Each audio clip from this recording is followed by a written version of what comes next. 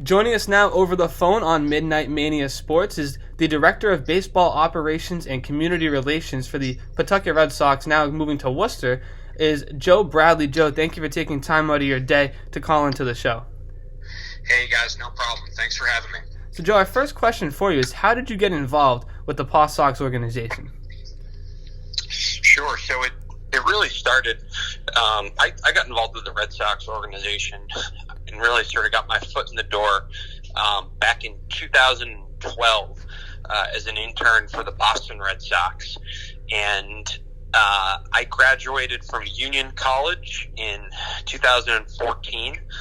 And upon my graduation, I was fortunate enough to be offered a position upon graduation. So I spent the following 2 seasons working for the Red Sox in their public affairs department.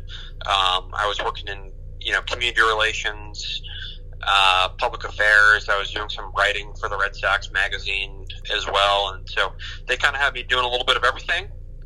And when the Paw Sox sold in 2015, and Larry Lucchino bought the club with about 10 people, that sale caused a lot of young folks like myself to kind of make the transition down to Pawtucket, and I just wrapped up my 4th season at the AAA level, and it's been great. That's awesome. Hi, Joe. What is your role on a daily basis during the season and during the off season? Sure. So my title is Director of Baseball Operations and Community Relations. What I do on the baseball side is more facilitation. So, a lot of people search baseball operations and will sometimes think that I have a role in player development, but really at the minor league level, it's more about, our guys getting called up to Boston. There's a lot of movement down to our AA affiliate in Portland. So, I work closely with our PR director when guys get called up and guys get sent down. I work closely with our manager, Billy McMillan, and Rich Gedman, our hitting coach. And so that's kind of what my job looks like on the baseball side. But I also oversee all of our community outreach programs, as well as, some of our social media platforms and do a little bit of marketing. I think when you go from a front office in Boston of over 300 people to a front office in Pawtucket where there's, about 35 of us, so, quite literally 10 times smaller, I think you sort of realize that there's a lot of people who wear several hats and multiple hats. And so, in the off season, particularly with everything that's going on in Worcester right now, I probably, my day-to-day is there's days where I'm in Pawtucket and then I'm off to Worcester where we're building a new ballpark. So we're kind of operating on dual tracks right now, if you will. And, depending on the week, I would say typically now that we're in the off season here, my time is sort of divided up almost 50-50 between Pawtucket and Worcester, whereas during the season, I would say that I'm actually a little bit more hands-on in Pawtucket. So I know that's kind of a long-winded answer to your question, but hope it helps.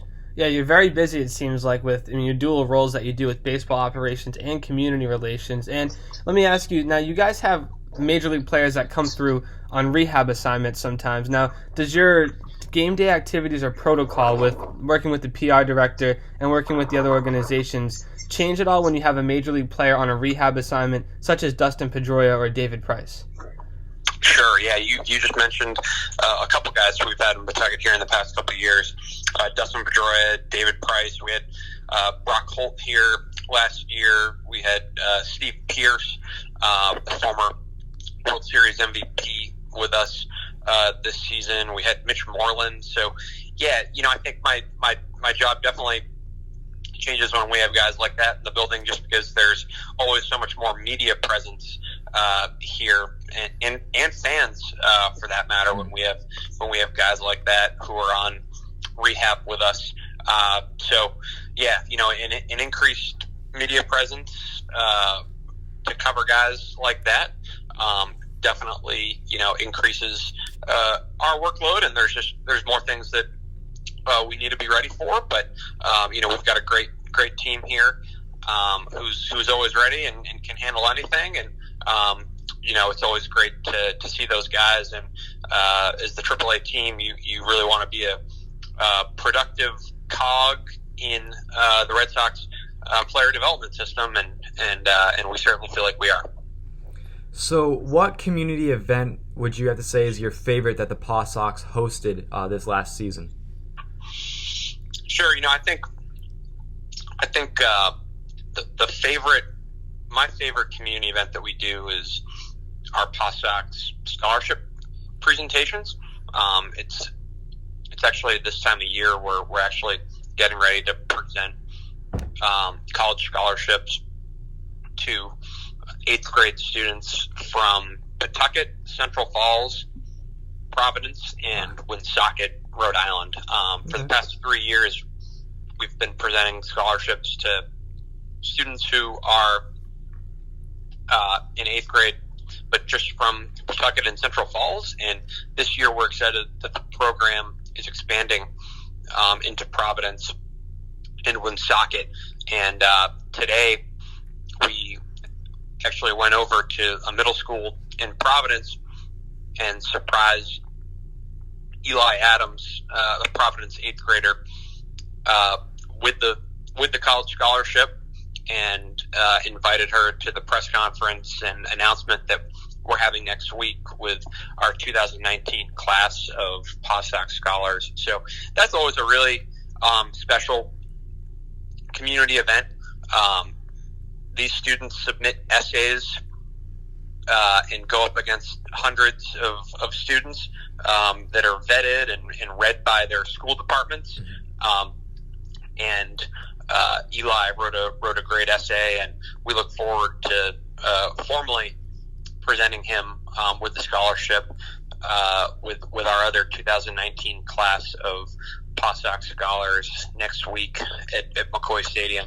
I think it's one of my favorite programs because, as you guys all know, college can be very expensive. Definitely, and, yeah. As a ball club and as a foundation, if we can do anything to negate that and assist with that, that's something that we certainly take a lot of pride in. And so I think that's really been for me one of the coolest off-season events and community programs that we've run here with the team. And Joe, I assume you grew up as a baseball fan, now working in the baseball industry. Is that correct? Yeah, I sure was. I grew up in Cambridge, Mass. So right across the river from Boston.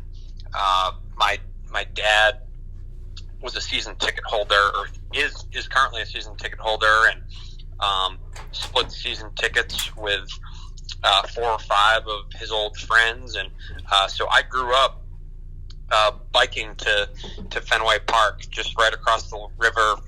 My dad and I would bike to games and lock our bikes up and walk into Fenway Park together, and that's kind of how I got introduced to baseball. It's kind of how I fell in love with baseball. I was also a big Mo Vaughn fan growing up. I remember